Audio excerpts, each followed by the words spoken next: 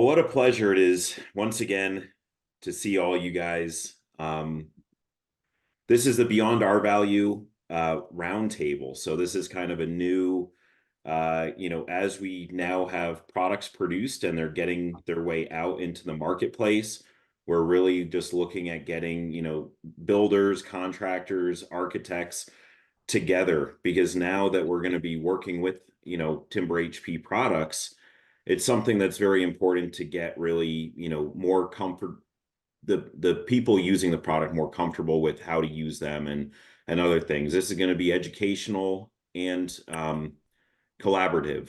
I always say one of the things that I always like is collaboration and education.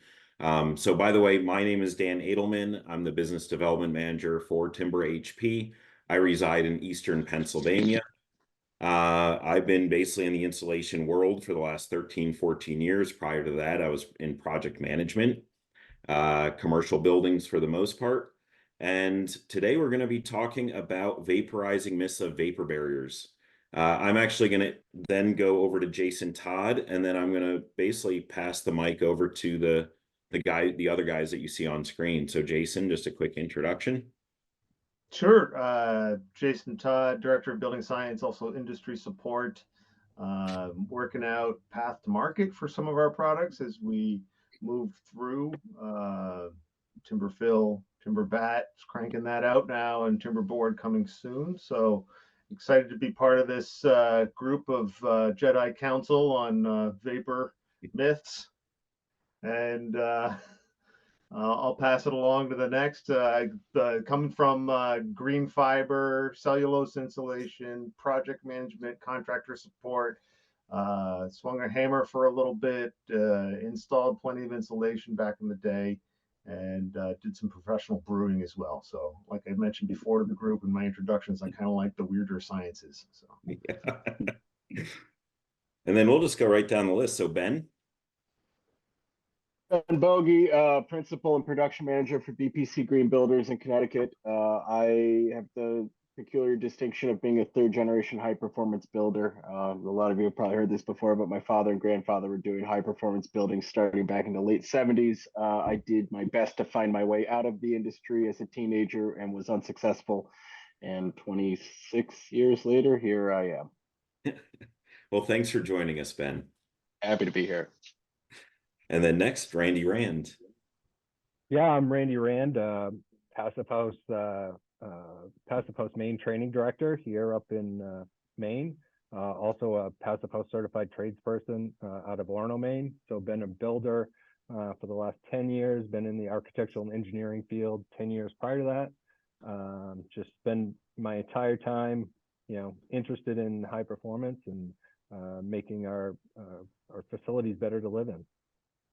Awesome. Well, thanks for joining, Randy. And I do see, I'm sorry, I'm still new to Zoom, so I do see that Paige Malloy came on. So Paige, would you mind just doing a quick introduction?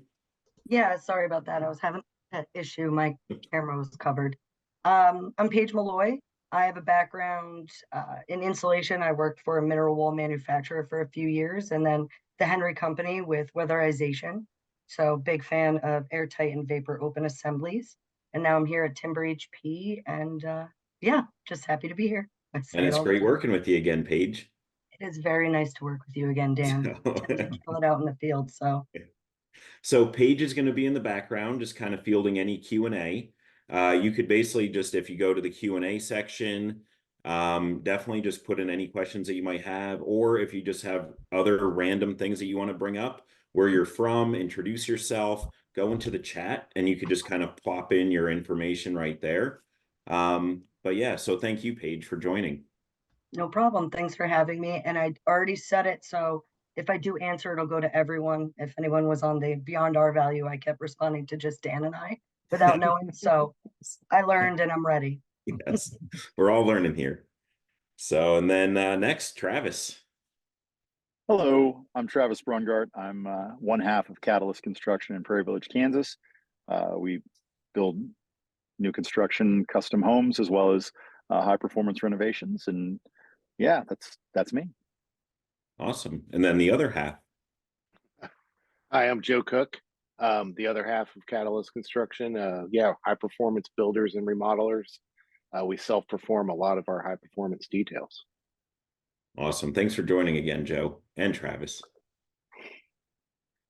Anytime. Happy to do it. The man, the myth, the legend, Chris LG. Hey everybody, Chris here from Atlanta, Georgia. I've been shucking oysters my whole career, and I don't know why I'm here, but apparently it has something to do with this. Anyway, we have a work for LG Squared. We do high performance homes. We design, we build, we do passive house certification. We consult all over the country. We design mechanical systems. I say we, but it's mostly me on those. And just into building science and making buildings last forever. And good seeing you, Chris. You too. Then last but certainly not least, we have Randy Williams. Thanks, Dan. Yeah, I'm just south of the border in northern Minnesota, not Mexico, in northern Minnesota, very cold climate. Recovering general contractor. I am a energy auditor. I do some writing for Green Building Advisor, Journal Light Construction, and Fine Home Building. Happy to be here. Awesome. And also in our TimberHP blog as well, discussing some of the borates that we use in our products. So that's something pretty exciting as well. So today you'll find that we have a lot of builders on here. One thing with vapor, it's different everywhere you go, and that's where having a northern, from a northern kind of look at vapor to a southern. And Chris, yes, you are in the South, you are in Atlanta, Georgia. So, and then also having people like Travis and Joe from Climate Zone 4. And Ben, I think you're in 5 in Connecticut. So, right now we kind of we're almost somebody in every single climate zone except for 1 and 2. And for those areas, it is going to be very similar to a climate zone 3, which is where Chris is currently, but he builds in climate zone 1, 2, 7. I don't like to admit it, Dan, but we do cover Florida. You do. Okay. So 1 and 2, then we got all the climate zones covered. So today we're going to be talking about a little bit about the history of vapor barriers, what is and when do you need vapor control, and then building science investigations.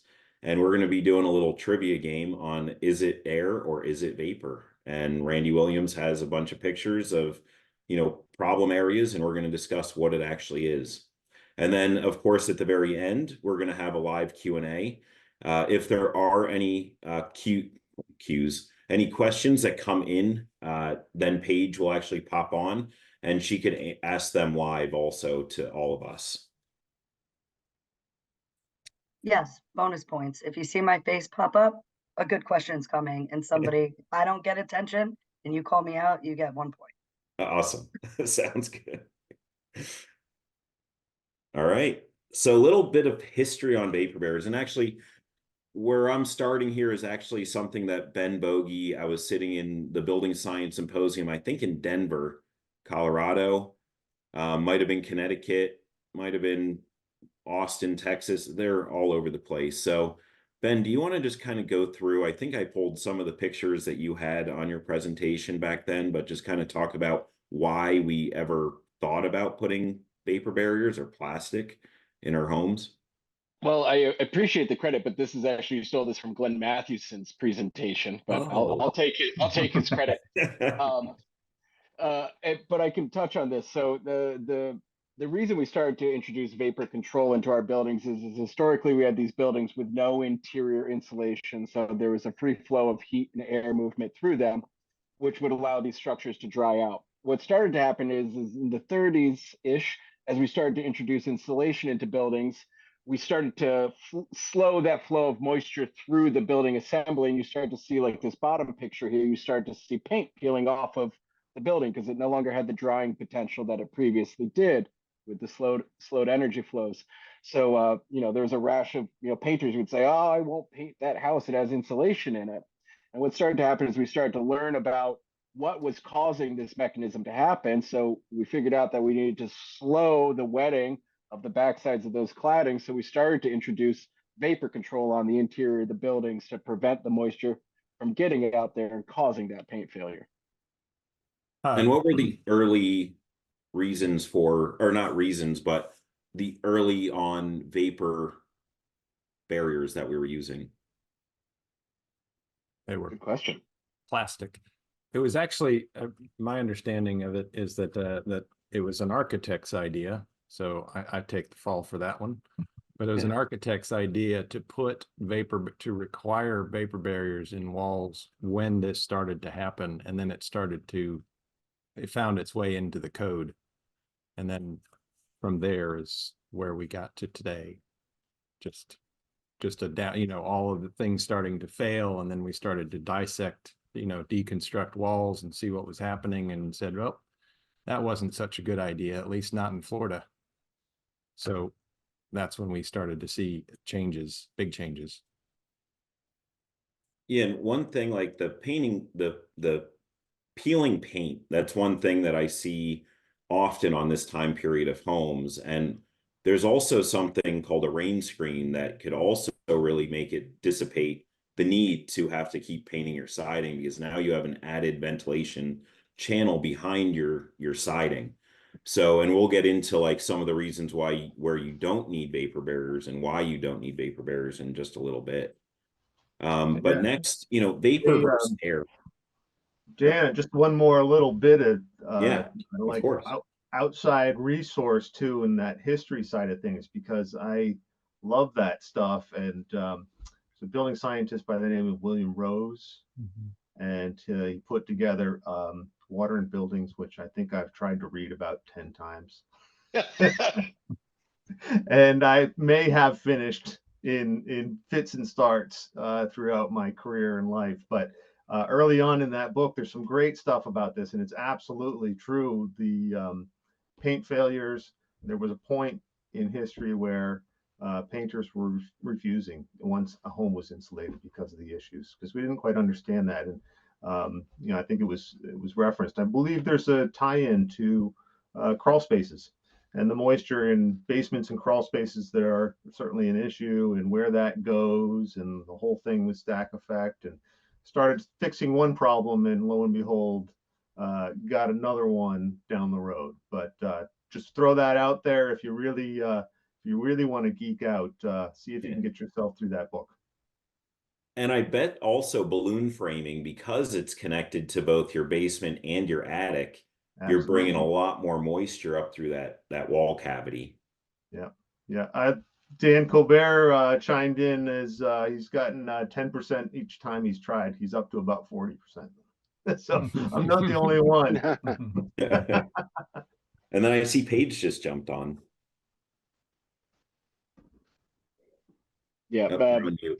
Bill Rose, Water in Buildings, just to reiterate, is like one of the seminal textbooks for understanding building physics in a lot of ways. It's out of print now, but you can find it for about $200.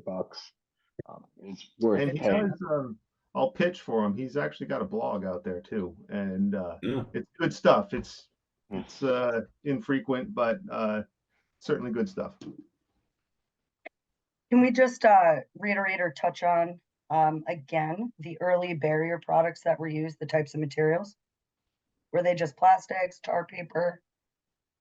So they would have been on the interior of the house. In the codes, they would have only been in a cold climate. So you'd see the plastic. I mean, if you think about it too, oil-based paint is a vapor barrier. That's a 0.1, and that's what they were using back then. I don't know about the permeance of lead-based paint, but that might have also been a vapor barrier. Sure. The issue though is asphalt impregnated craft paper, like we see commonly.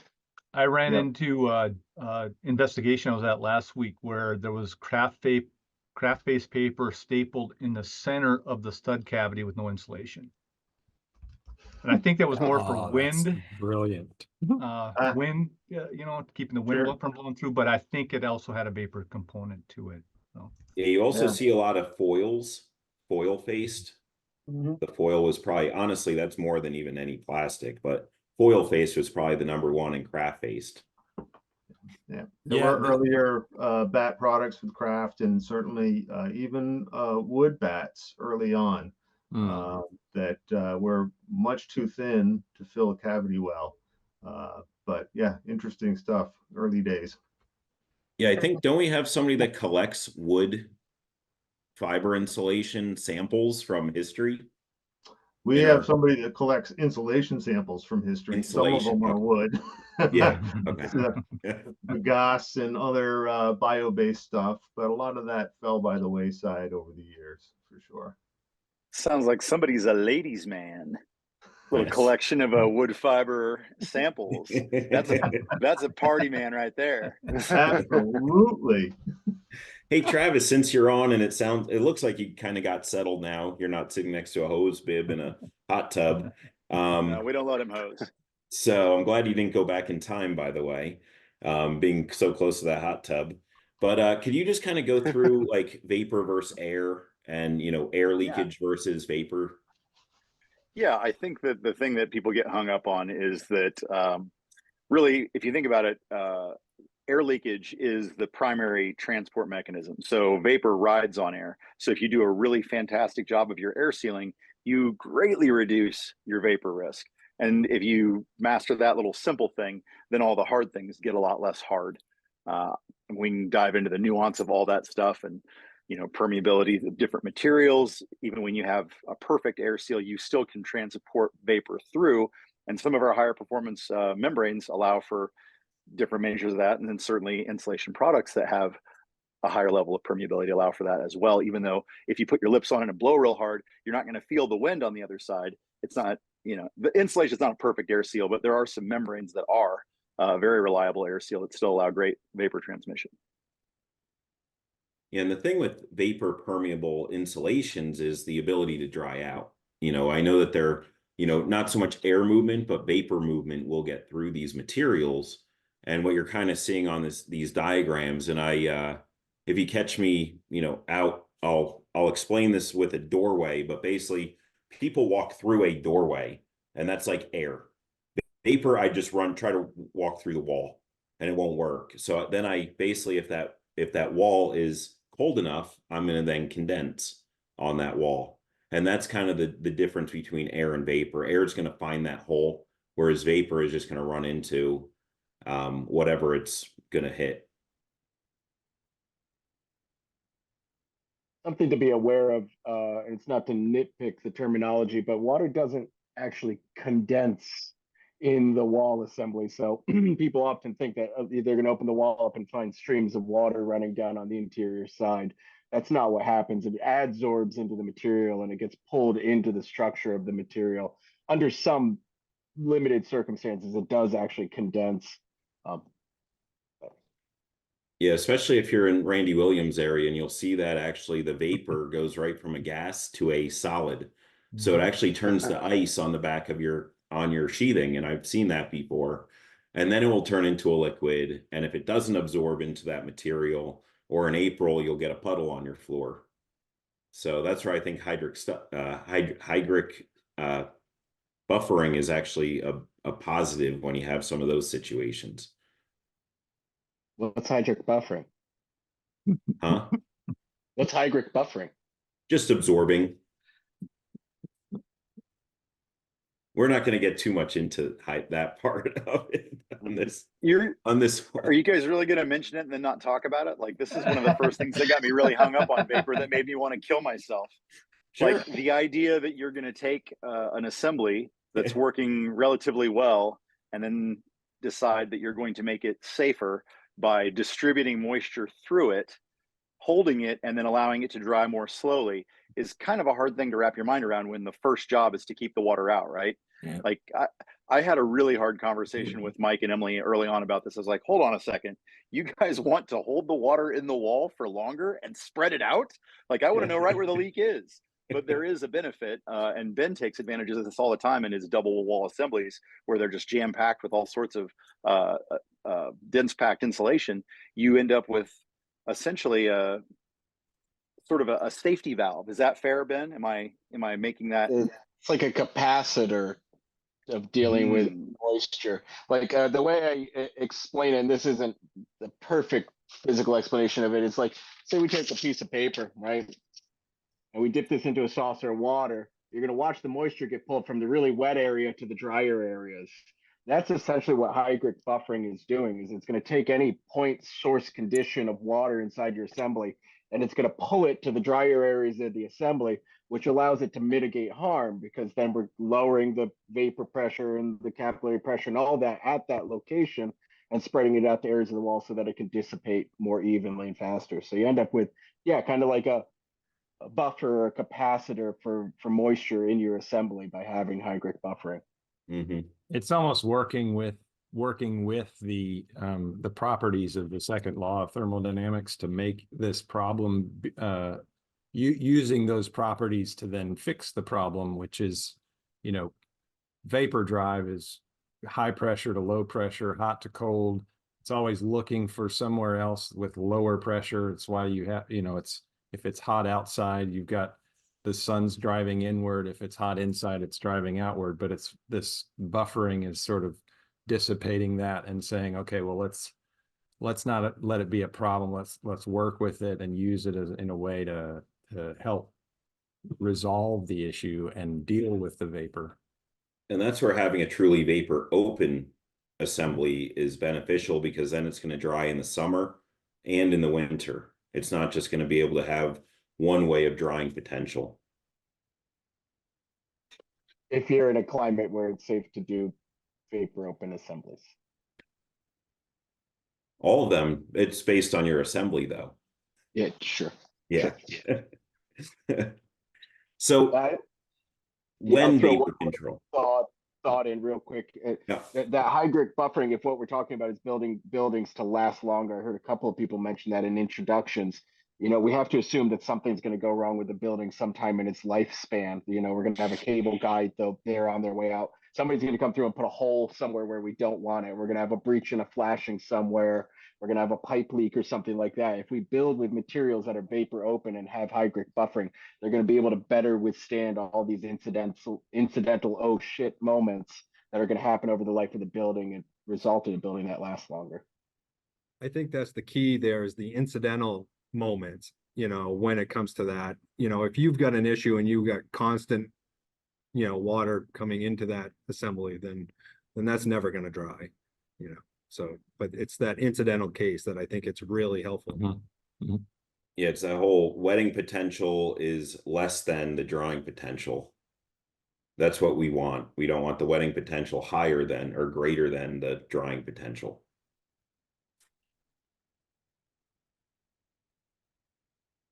Jason, you're on mute if you're trying to talk. Yeah, there we go. I was talking to myself. Happens often, but that notion of perfect getting in the way of the good or good enough. I think in a sense, as builders, as designers, as specifiers, you could make that 100-year or 1,000-year building. Nobody's going to have the money to buy it, or very few will. There's a lot you can do to avoid that future problem, as Ben is pointing out. The remodeling that happens in any structure later on down the road. And it makes a lot of sense to me with hygric buffering not to use that as a first line of defense by any means. We're not trying to create something that has that resilience because we just didn't bother putting up sheetrock or whatever it might be. But we want something that's got some resiliency and ability to modulate, the ability to have some capacitance in that with moisture if it does get to that point, and allows that stuff to move to dry. We need a release point or pressure relief. Yeah, I always say if you have a bulk water leak, the issue is you have a bulk water leak. It's not that we're talking, moisture at most. Yeah. So when vapor control, and this is actually just right from the code. So first, there's 3 classifications of vapor barriers. First of all, you'll see hearing me a lot, I talk vapor control layer, not vapor barrier, because a barrier is really that class 1. So your polyethylene plastic or apparently sheet metal, you could also use, or foil is really the big one that they're kind of talking about there. Class 2, that's going to be your smart membranes. The way that they actually test a lot of these, they're wet cup, dry cup, meaning that, they have, like, as they get more, a higher relative humidity, they're going to open up, become like a smart membrane. Many materials do this, even wood. Wood will actually increase in permeance rating. Real wood will increase in permeance rating as your relative humidity increases, like a plywood versus OSB. So that's one of those things. Class 3, that's a simple one. So that's your latex paint.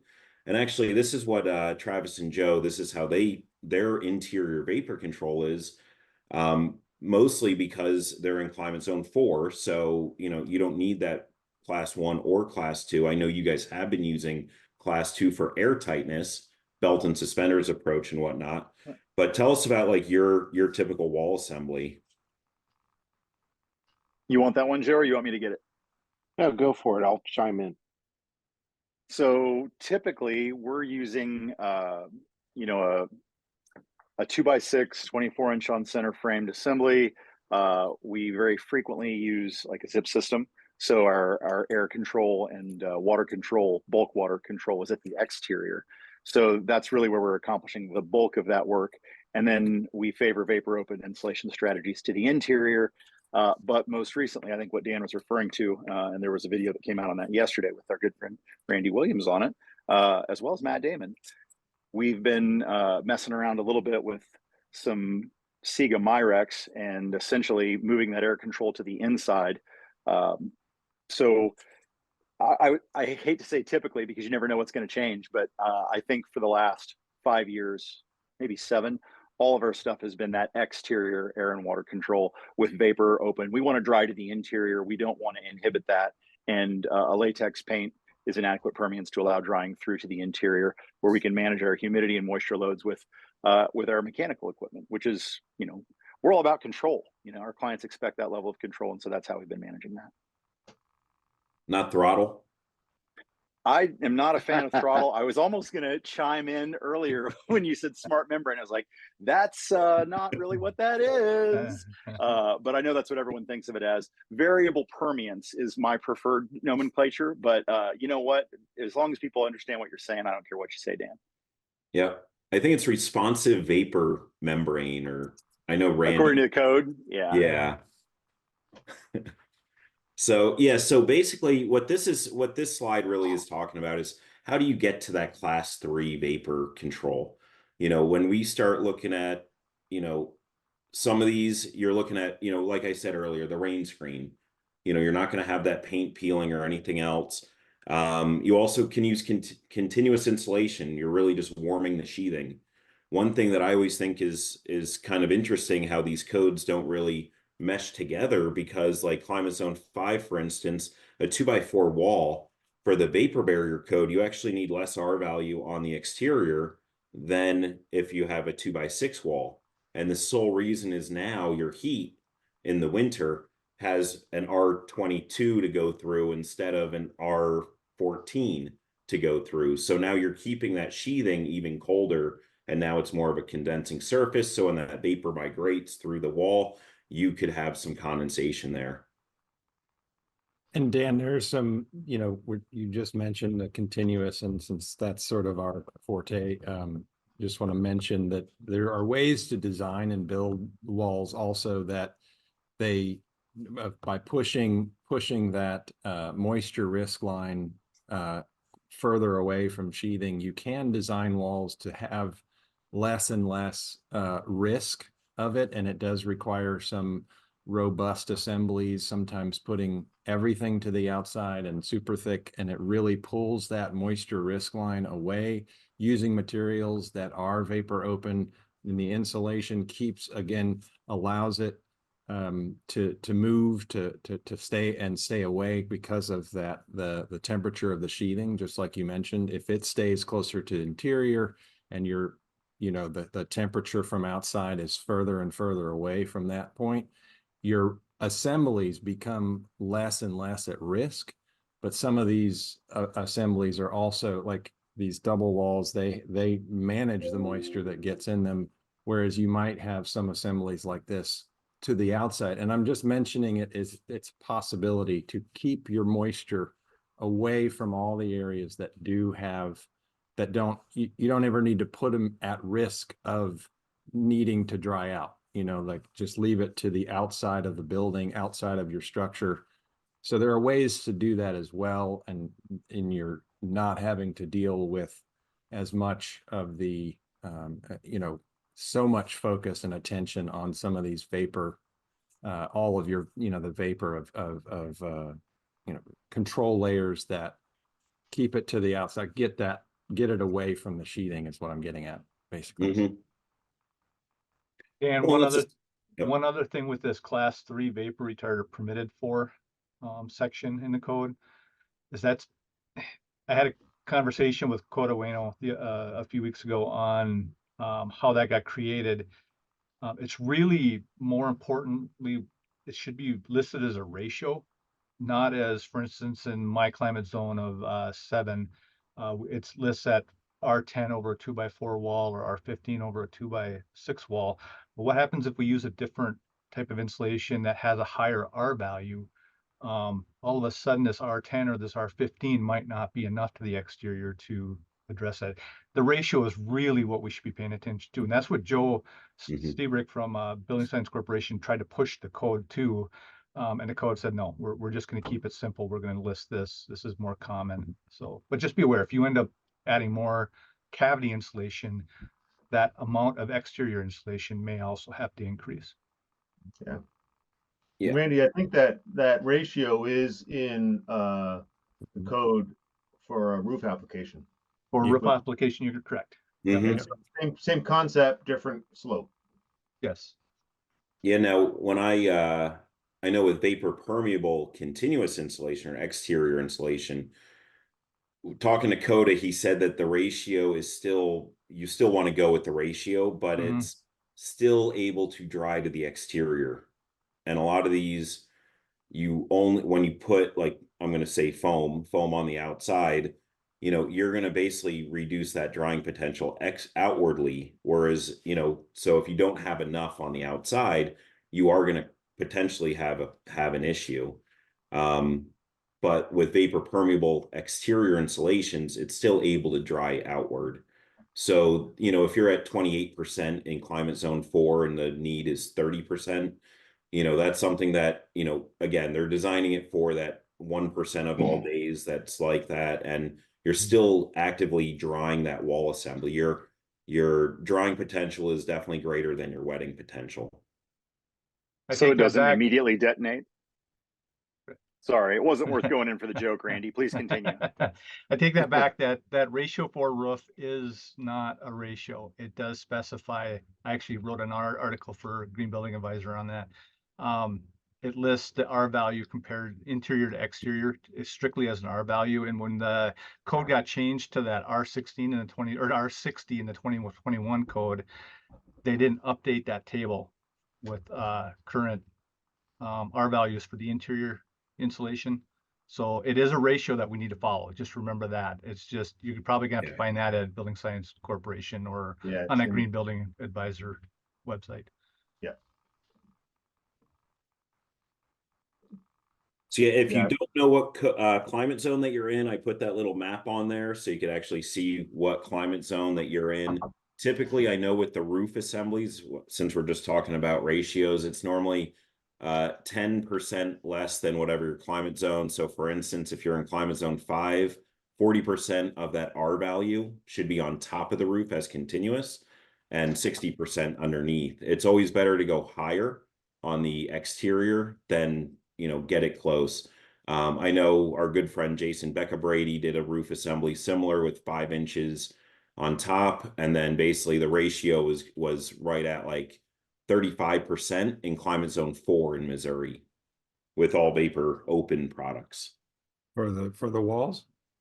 for the roof. Mm-hmm. Yes. Yeah, the walls, it's going to be a little less than that. It's 20%. Yeah. And just to throw out there, Dan, you were kind of touching on this about vapor permeable or being right at those thresholds. I asked Joe this question. If you scroll back on my Instagram a couple of months, we sat down and did an interview with him. It's like, how worried do we have to be if we are at 28% and the ratio says we should be at 30? And his comment was that these ratios came from his research, and he is a very conservative engineer. So he would not answer it. But what you have to understand, and this doesn't mean to break the rules. We should follow those ratios as stringently as possible, because especially if it's somebody's house. If it's your own house, do what you wish. Right. And us as a manufacturer, we don't need another 90s Eaves issue. So Bingo. we're going to be very conservative as well. And you shouldn't hang your professional reputation on the fact that you can break those ratios because your insulation is vapor permeable versus non-vapor permeable. Right. Yeah. Yeah, exactly. That's right. Good point. Or if you dehumidify your house down to 20% and have your heat at 50 degrees. Paige. That was, go ahead. Sorry, just while we're on the climate zone map, Adam Cox wants to know if the climate zone map hasn't been updated lately.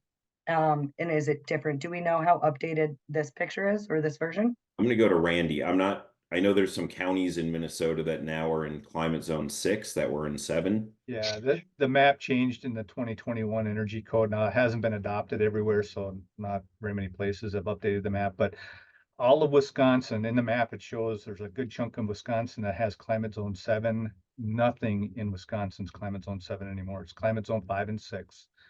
We have a slice of southeastern Minnesota that's in climate zone 5, which is new to the 2021 map. So there are some changes, not other than Wisconsin. Most of it isn't drastic, but yeah, there are some updates.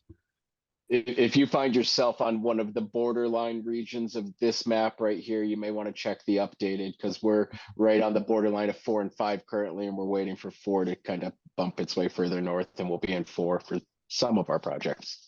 Yeah, we've got a fight going in Minnesota right now, western part of the state, where it did change to the 2021, according to the 2021 map. And they want to move to climate zone 6 because it's a lot less digging that they have to do for frost footings. And the state's saying, hey, we haven't adopted this yet. You guys can't do that. So there's a big fight going on between. Do you see issues them. occurring because of that? I mean, now you're changing your ratios, you're changing your codes, you're changing how far deep you dig. It's Frost-protected slabs. I don't think it's going to be an issue. It's just a matter of when it gets adopted. You know, these guys want it adopted now because it's going to save them a bunch of money in the building costs. And of course, that's not what the state's going to say. They're going to wait until it's adopted. So. All right. Thank you, Paige. Just in the regular chat, Reed said there's no zone 6 in PA. And I do know that another couple comments will flow into the chat about different climate zones based on where some of our viewers are from. So I just redirected some of the added comments into the main chat because they weren't really questions. It was more just what they're seeing. Yeah. You go to the IRC, the energy code. That map is broke down by county per state. I know Joe Stiebrick does not like that, but that's how they've broken it down, so that if you have a question of where you're located, you can go to the ICC website, get whatever code version you're on, and right at the beginning of the energy efficiency portion of the code, there are breakdowns for individual counties. So Steve Basic just chimed in the chat saying, why not just use the stricter climate zone, that's good guidance. Mm-hmm. On the flip side of that, I could say with the way our climate is trending, you could use the lesser of the two, and your climate zone is probably going to be that one in a couple of years too. So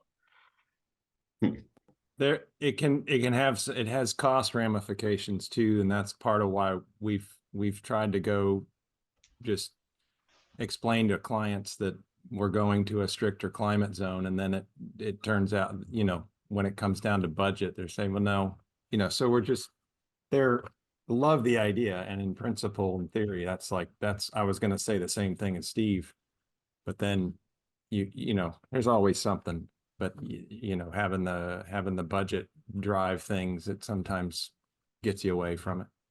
But they mysteriously always find the budget dollars for that Sub-Zero refrigerator. That's exactly. You got to pay for it somehow. But who needs insulation when I've got cold beer? Hey, that'll be another roundtable. How to sell high performance. That's right. All right. And then next, Ben, according to Ben's theory of the lesser climate zone. I've got waterfront property at 170 some odd feet above sea level. I'm just waiting. Patience, Coming patience. up the hill. It's coming up the hill.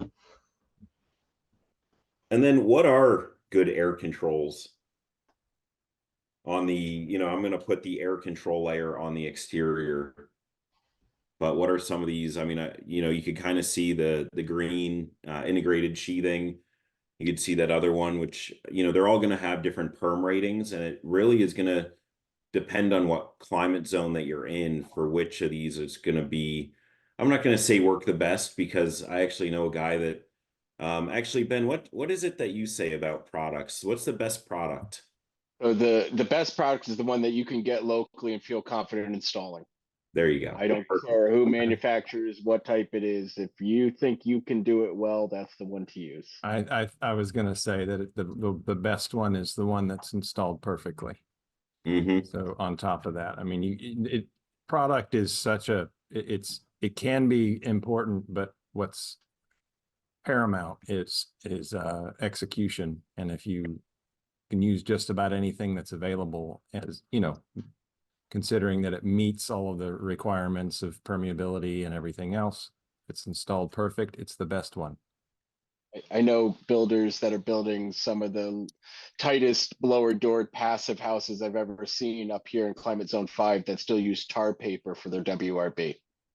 Awesome. Awesome. Joe and I did that a few years ago just to experiment with, is it our technique or is it our tools? And I think we pulled 5 air changes per hour off of a remodel just by doing our details with tar paper and plywood. I think we G-taped the seams, didn't we, Joe? Yeah. Nice. Yeah, it was I fun. wonder if that was wasn't a pretty cool. remodel and actually a new construction, what the blower door test would be. Oh man. Using all of your other, sill plate details and your top of wall to roof detail. Yeah, I always say people, not products. It's about the process. people with their hands on the work, and if they know what they're doing and if they care about what the outcome is, they can get there. I have also found, though, in as trades and folks are learning how to get better building envelopes, which they are, as they're learning, the liquid applied membranes that we've used have been the most forgiving for our crews in the field. And we've had painters. We use our painter to put on liquid applied, and they're so anal about all the joints and everything already. So they're thinking about it the way we would think about it.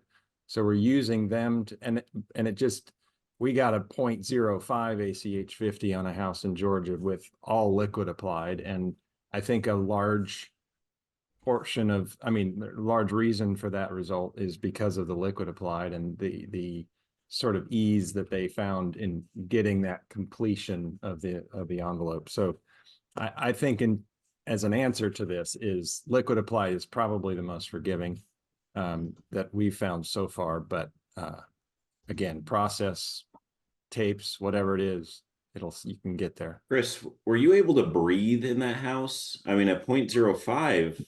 Yeah. No, we had somebody question and said, "Hey, slam the door, see if it flushes the toilet." And just because I've never seen it not happen, I tried it and it didn't do it. So that's an insanely low score. Well, and the only leakage was through the blower door frame. So I'm not sure there was any leakage really.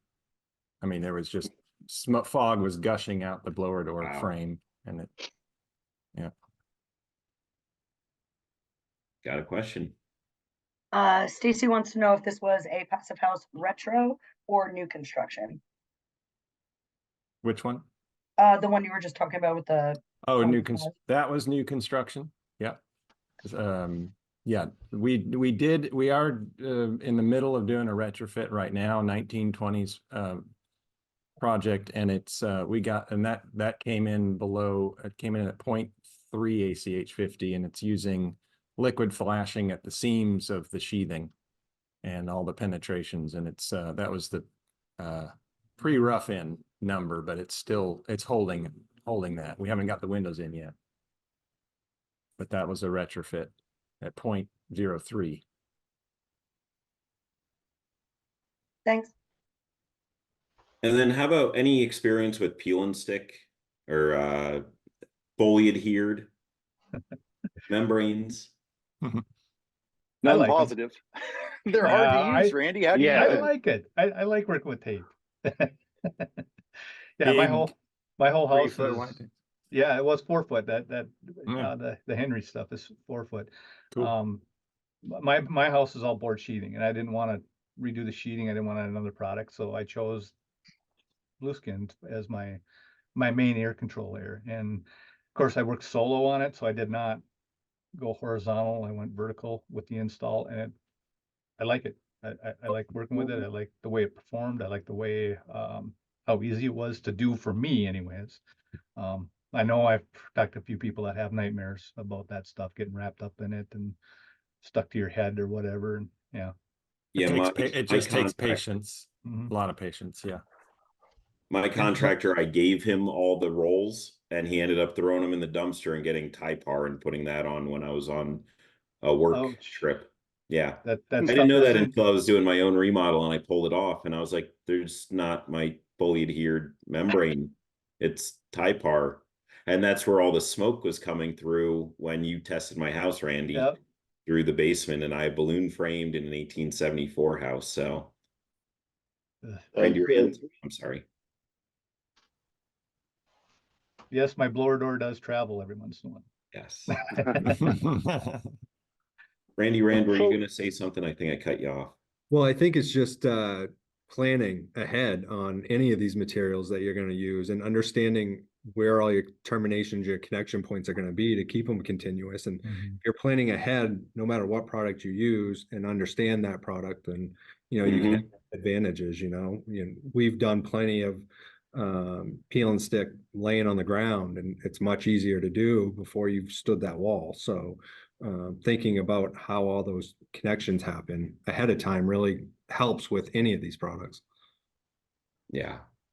I often tell people it's, this stuff isn't complicated. All it requires you is to think through it before you show up on the job site. Mhm. Right. Sounds The peel and sticks, and this is to reiterate kind of like Randy's point, the self-adherence to me are like an incredible resource for remodeling. If you have the opportunity and you're pulling exterior cladding off of a building, and anybody who's done that knows that you find a patchwork of sins from decades gone past, those things are great for that because you get that water control and you get a robust air barrier in one product.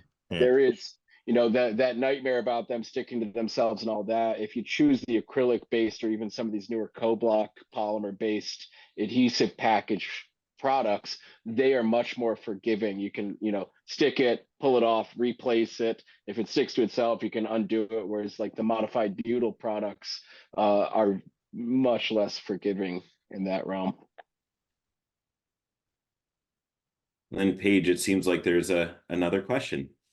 There is two things. One, there's going to be a topic thrown out that I did put in the chat to host and panelists, so I'll read that after. But Adam Cox just threw in a question. When using all these different applied WRBs, does the substrate that it goes over have a huge impact on permeability? Plywood being more permeable as humidity increases, while OSB has less than 10 perms, no matter the humidity. Can I jump on that one? Yep, go for it, Ben. Hit it, Ben. So the WRBs are generally much more vapor permeable than the substrate that you're applying them to. My question here is does your assembly really hinge on the permeability difference between plywood or OSB? And if your assembly is hinging on the difference of the permeability between plywood and OSB, you probably have bigger issues with your assembly. Yeah. Nicely said, Ben. So then I guess the next one would be more of a topic, or I'm going to take it as all of your fine opinions. New construction with 2x6 wall framing, zip 5 1/4 for shear and air seal, 2-inch R sheathing over the zip for thermal break with hydro gap WRB.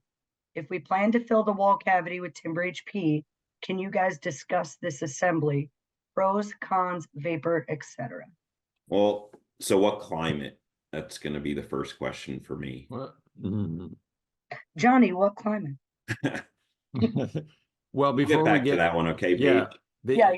Yeah. while we're waiting for the answer, I want to just point out that there are multiple WRBs in here and multiple layers of sheathing that can be, simplified. The zip R sheathing has zip system on it already. You're creating a sandwich with the 5/4. You're creating basically a sip, and then you're adding the hydro gap WRB on top of that. You're complicating it where it doesn't, or this is complicated where it doesn't need to be. You can just go with, if you're going to use our sheathing, you can stop there. It has the WRB, and then you can put you do need a rain screen is advisable for sure. So hydro gap, exchange that for something else that doesn't have the, Okay. Like Slicker Max, something like that, Yeah, one of the entanglement exactly. matrix ones. You'll actually get better performance because it's going to give you a larger drainable gap there than the hydro gap. Little more info, zone 5. And the R sheathing is Hunter R panel with CDX, not zip. Oh, okay.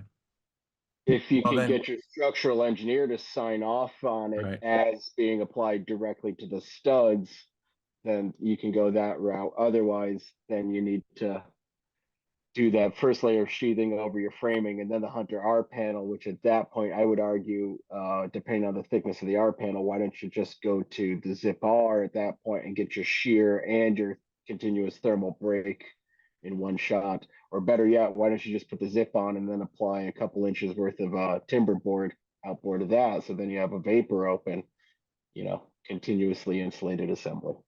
And that product will be available in July, the timber board. Well, any- supposed to be done with it, but I foolishly pulled 2 conductors on a Hi, 2 Travis. You're talking on your mic. Sorry. Oh, Oh yeah. so yeah, just to keep it moving, just because I know you also have building science investigations, some vapor control options. One thing that I find a lot of people don't know about is the vapor controlling paint. So if you're trying to basically meet that code, if your climate zone still requires the vapor control based on your wall assembly, there is always that vapor barrier paint. We get a lot of questions about vapor, craft-based paper on our product, and we don't, but you can't always paint the wall with this product in the climate zones that do, and that's going to be a class 2 vapor barrier as well. Another product is that I used in my own home as well, Siga Myrex. That's going to be a great vapor control. I had that on the interior, and then Siga My Vest on the exterior, and I just used the staple on. I ended up using cap fasteners to help that one out, but really just went with a multiple air barrier kind of approach, and you can with a lot of these products out there. And then the last picture there with the Intello, I'll let Randy talk about that, because that's actually a really neat design that I thought was very innovative. Yeah, I stole that house design from Steve Basic. It's a concreteless free slab on grade assembly. We did a ceiling because we had no place to run ductwork. This is a forced air house. We needed a channel to run our ductwork and keep it inside. So we had the truss company manufacture these trusses with a notch in them, plenum truss basically, that we were able to keep everything inside.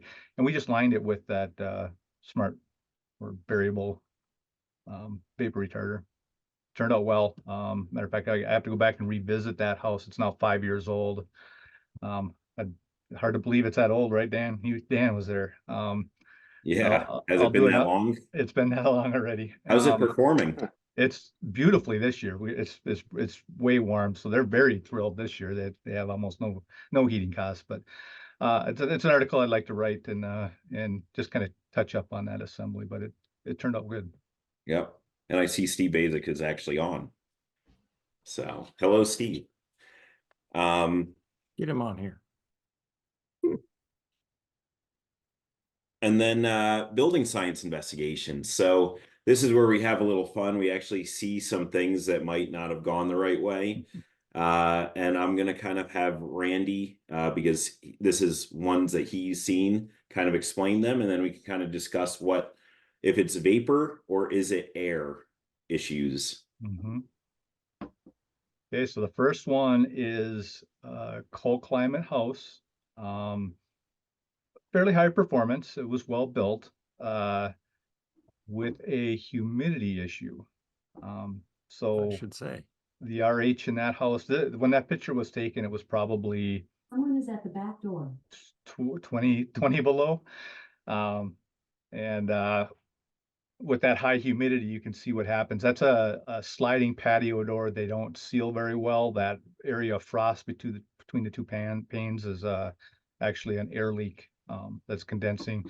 You can see how the moisture is collecting across there as well. They've even got triple pane windows in here, and they had Whoops.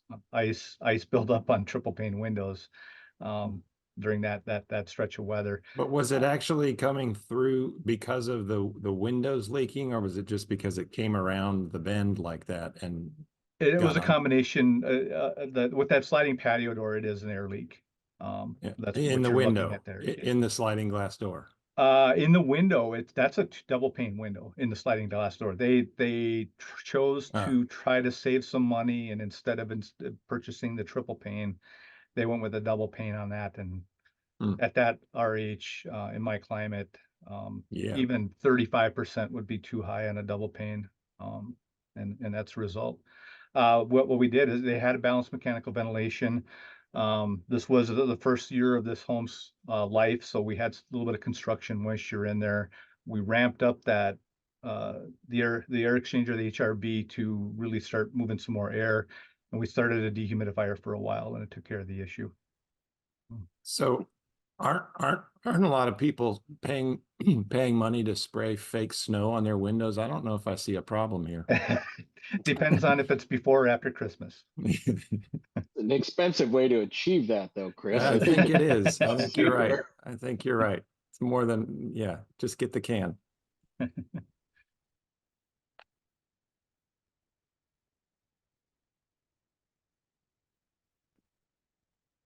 right. Dan, you're muted, Dan, or something. And then the next one. That is actually my house. During a remodel of my main living area. My house isn't very big, the living area. I'm doing this in phases just because I don't want to take the time off work and do it all in one shot. And so weekends I do this. I took my house apart on a weekend, and that's unfortunately what I saw. What was there, this was done in December, so it was fairly early in the winter. What was there was a 1952 era craft faced mineral wool insulation that did not fill the entire gap up. Other side of that wall, that's exterior wall. The other side of that wall is it just had tar paper and the old asbestos shingle type shingles. So there's no insulation outboard of that. There was some evidence of a little bit of an air leak in that wall, and I have a feeling that that's what that was. There was an open space between the insulation and the wall sheathing. We were getting some kind of conductive looping or something that was dragging some moisture with it, and you can kind of see where it formed on some nails, and that's typical. First, that the two kind of towards the bottom portion of the picture are really white. Attics do the same thing. The frost kind of forms at the nail first, and then it moves to the rest of the attic. This was gone within 15 minutes of me opening the wall up. It dissipated and disappeared. Wow. Because it warmed the sheathing. It did, yeah. Yeah. But it's No, that was unfortunate. the R7 that you That had. was an R7 insulation product. And in a was the 2x4 wall. airspace behind the, you had your craft faced or whatever it was. So you had an airspace that was just moving a lot of air between the insulation and the sheathing. Yep. Which is probably what was causing this. And the insulation, it was only a 4-foot bat, so there was a gap at the center of the wall between the two pieces of insulation. So there was a potential spot there where if you get some convective looping or a little bit of a negative pressure in there, you could be dragging that interior air into that wall cavity. All right. And then I got a good next one too, by the way. There he is. Awesome. Is that air or vapor? That is I did not theatrical inhale. fog. That's Good Travis one, Shaw. dude. So the story on this picture, just so everybody knows, this was during a blower door test, and that is a fogger machine that Randy Williams has. That was fun. You. It's always wow. fun. Was that the one where we had to rent the fogger? I the think theater it supply? was. I think it was. Yes. Mine broke, and yep, we had to go rent one. But look how much You fun did we had. It was well worth it. It was. Oh yeah. It's like a disco That's dance awesome. party every time you bring Randy to the job. This is always a picture I like. Yeah, it's one of my favorite. That was one of those 10 below days. This was a brand new house. It's the HRV vent for the balanced mechanical ventilation. The HRV is not installed yet. House is under construction. A little bit of a high humidity. Some air was moving through that open conduit, the open duct, and going to the outside where it was wind was blowing across the surface of the siding, and it kind of formed that. As soon as I got out of my truck, I saw that. I had to take a picture. I'm glad I did. Yeah, the other one that I always like is this one. Yeah. So Oops. yeah. That is another new construction where the building was enclosed quickly before, of course, cold weather came. They left it unheated for whatever reason. There was a delay in the construction. Everybody left. The homeowner came in, and that's what they found. Unheated building, high humidity, very cold outside, and we got this really cool face that appeared in this front living room. Dual pane windows. Maybe. Two pane windows, yeah. Mhm. And I believe that house was spray foamed, low self spray foam, so it ended up fairly tight, which was Is part of that the problem. snow or is that like canned foam around the window on the very top, on the top left? That's canned foam. Okay. All right. Yep. I didn't know if it was like getting a lot of frost.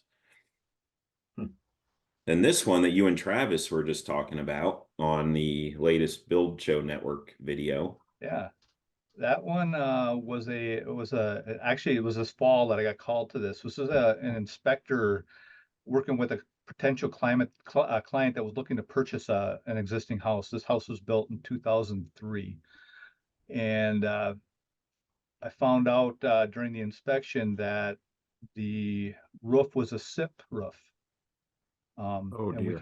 we can see we just happened to get this picture right. It was after it rained, things were drying, and it happened to pick up every seam in the roof for the SIP panels.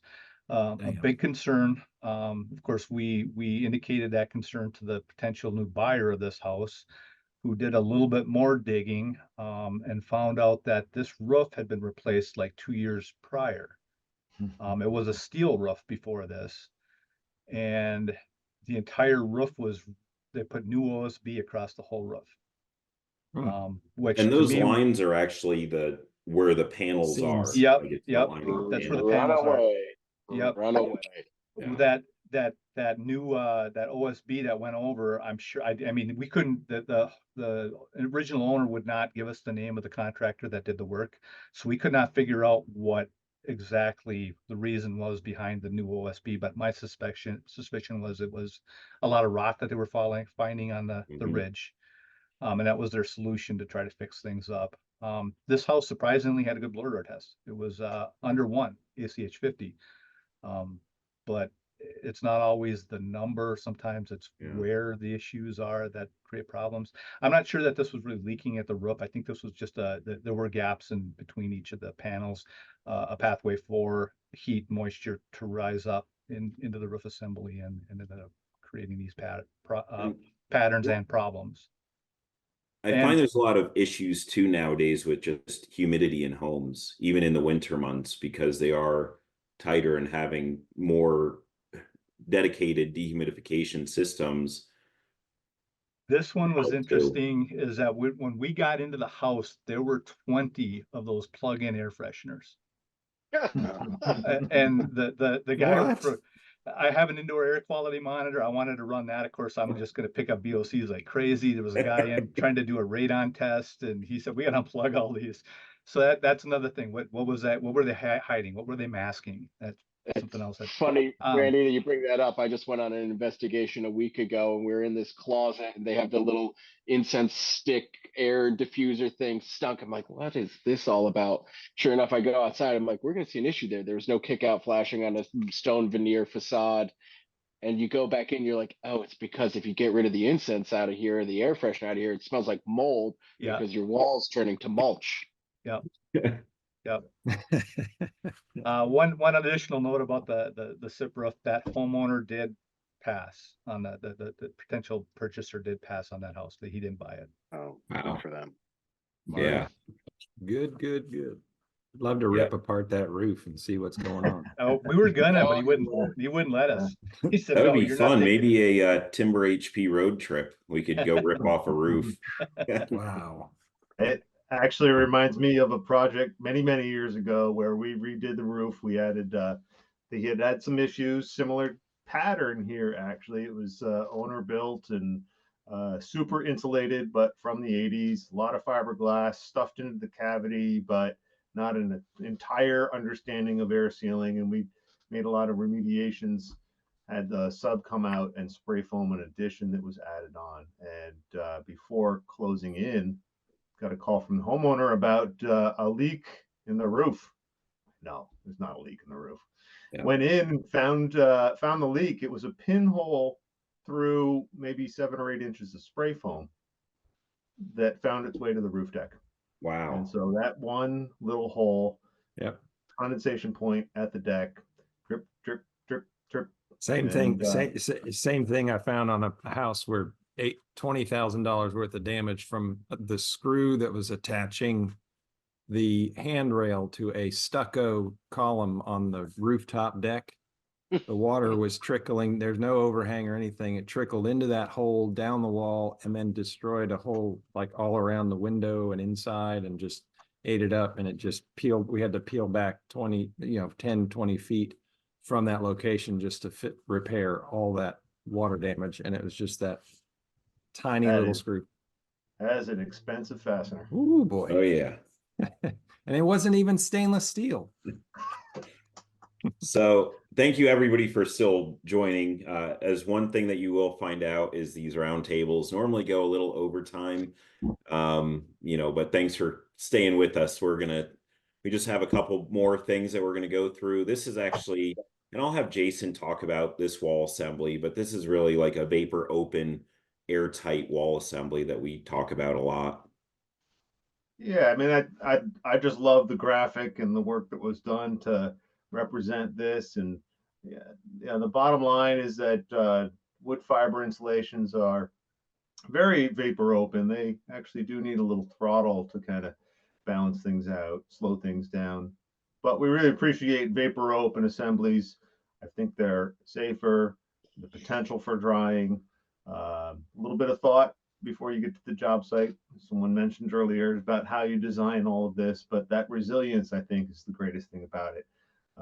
Lots to say more about the capillary, the movement of moisture, not if, but when things occur, bulk moisture or condensation, whatever it might be. Having that resilient, flexible assembly, I think, is healthier all around for occupants, as well as the building and the ancillary materials of that assembly, mostly wood. Yep. Thank you. And then one other big mic drop, we now are launching TimberBat. So this is something that is available, going to be within the next couple of weeks. It's going to be in the Northeast and Mid-Atlantic region to begin with. And then from there, just honestly, if you are looking for it, your local lumberyard is a great source. Support your local lumberyard and just connect them with myself, your territory manager, if you know of yours, or anybody on the TimberHP team. So, we do have a sales at timberhp.com website. that you could put in any requests, but we're here to really support you guys out there and get you the product that you need. And then live Q&A. So Paige, perfect. Just trying to be perfect as possible. There were a few questions on when the TimberHP products will be available in Canada. That's a big question. We've made some movements into just the certification process with CCMC. I've got that started with TimberFill. We are right in the middle of the rollout for the US and the Northeast and Mid-Atlantic in particular on our second product, and fast approaching that third product. One of the things with the timber board that I think is a bigger effort on our part is just getting a standard to follow to test by. And that will have to be replicated for the Canadian market because they have a different standard. So I would not expect it immediate that we would be selling into the market this year. But if there is a large project, a larger effort, an interest in handling the importing of material, I think that's something that's possible. Certainly something we could discuss with Dan to expand on further. But would love to be there. Feel like we are just Lower Canada in this part of Maine, really. And it's close enough in my mind, but we're working on it, just not immediate.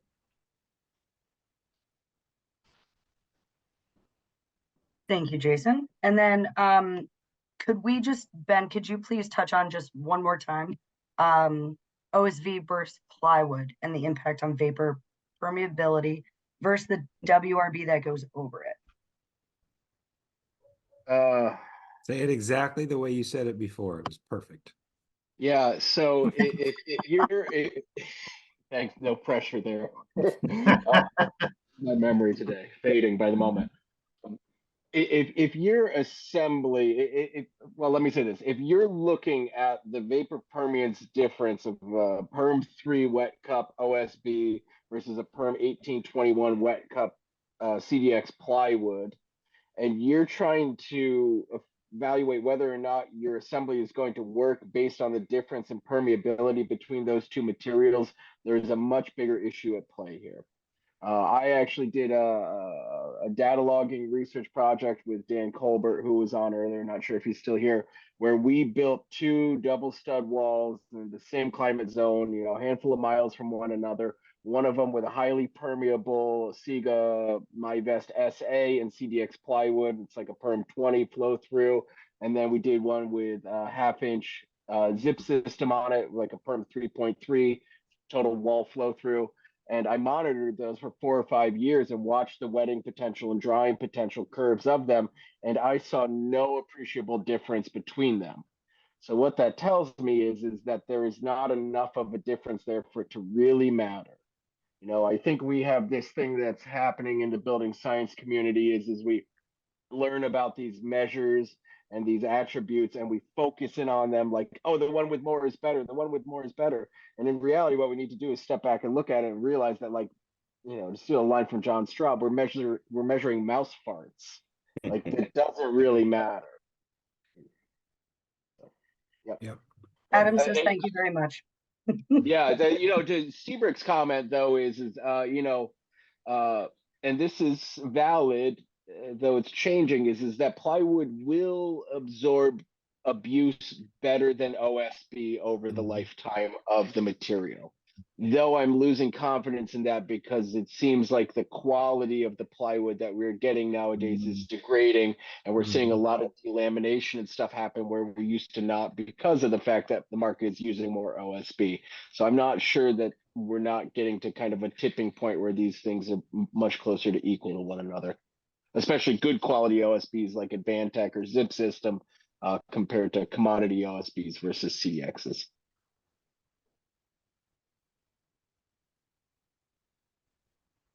Great.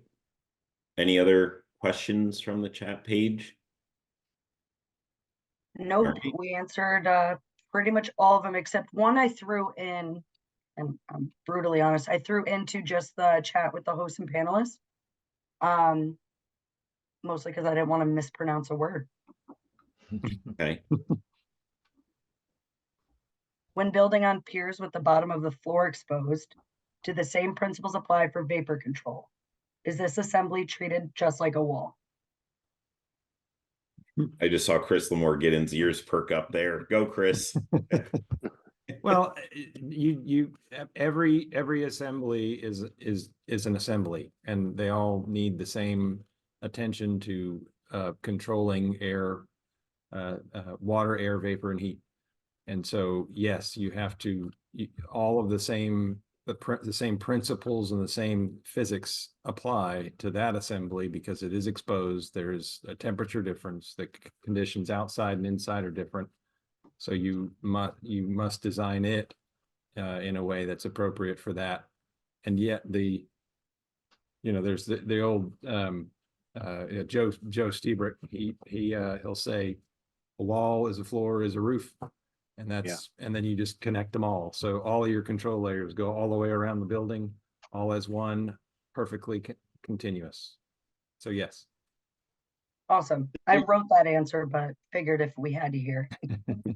But there can be some particular challenges to assemblies on piers because you have a greater source of moisture rising from the ground below. So you can't just take your wall assembly and tip it to flat. That doesn't work, but the principles are the same. The principles of the wall to the full, yeah. Last question. Any experience with insulating an earthen house? Like rammed earth? We've done earthship design, never got it built, but there's earthships are they're tires rammed with dirt, and those rammed earth and rammed and earth ships, they use the dirt, they use the thermal mass of those assemblies as they're heating, and they're always up against the earth and using that low temperature difference there to heat to keep the building yeah, and maybe I'm incorrect here, but I worked on a project that they were making their own bricks on site. Is that similar to? That's rammed earth block. I just did one in Colorado a couple months ago. Yeah, or Colorado. Or you can do like rammed earth slip formed wall assemblies. The thing with any of those, well, aside from earth ships and like earth shelter construction, if you're doing like a rammed earth, compressed earth kind of some sort of system, you need to be very careful about putting any sort of vapor throttle in there, because the way that those things exist and last is by being full flow through assemblies. So if you introduce throttle in there, especially in a cold climate, it can backfire on you and actually cause the whole thing to fail. So, and the other thing with those builds too, they're normally in these very high delta, this temperature change from day to night, it's 60, 70 degrees. So they're really heated up, super heated, and then they're super cooled. So thermal mass works for them there. Oak Ridge National Laboratory. Yeah, it works that way, but not with, there's a vapor throttle or something in there that you could stir. Yeah. Oak Ridge is doing a bunch of research right now on those types of assemblies because they are poorly quantified in research because they've been very fringe for a long time. So we're trying to get some data so we can understand how they actually work. Yeah. Well, cool. Well, thank you all for joining. I'm going to go around and just any final thoughts from the panelists on vapor barriers. They know the vapor barriers. Vapor barriers. Class 1 vapor barriers. Say yes to vapor control. Yes, vapor control. Yes. It's all about control. Words. I like the way you talk, Ben. I did leave in the chat. I did leave a link to a great resource for understanding vapor barriers and assembly design that's referenced a lot in the industry, but it's a real good reference for your climate. It goes through different climates and shows different options for how to design for vapor. So there you go. Yeah, and I think another good resource is obviously GBA, Fine Home Building. northernbuilt.pro is also a really good resource. And Thank you. everything that Randy Rain is also teaching. Up in, Well, hopefully we see everybody at IBS. If you see yeah, us, we'll come up see you and say guys hi. there. Yeah. Yeah, so Yeah. TimberHP, we're gonna be at the startup zone. We're gonna be, and we physically cannot be at the startup zone. Our products will be there. We're gonna be at the innovation zone.